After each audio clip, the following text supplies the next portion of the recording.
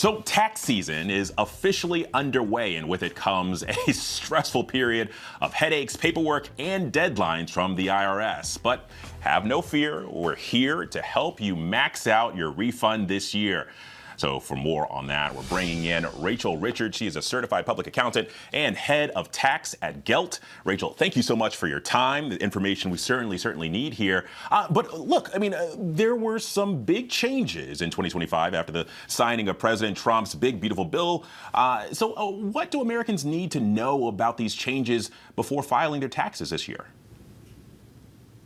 Yeah, so the new legislation that was passed this year introduced a lot of new deductions that are going to be available for the first time when you're filing your 2025 return.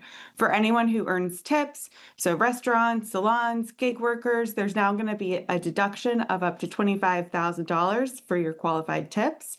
And if you're in a position that pays overtime, that overtime pay can be tax-free as well. And finally, if you have a newer vehicle that you've financed, then you might be able to also deduct that interest paid on your vehicle loan. And one thing with all these new deductions that's consistent with all of them is they have more complications. I've talked about them for a few seconds, but whether or not you qualify and how much you qualify for is really going to be specific to your tax situation. And that's why it's so important to make sure that you're working with someone when you're preparing your taxes to deeply understand your tax situation so you can make sure that you're taking advantage of all these new and even existing opportunities in your tax return preparation.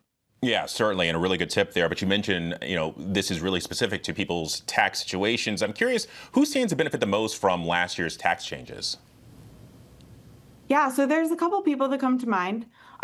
Definitely gig workers with the tip income and overtime pay. And then also anyone who lives in a high income tax state, like New York, can also benefit from that higher state and local tax deduction.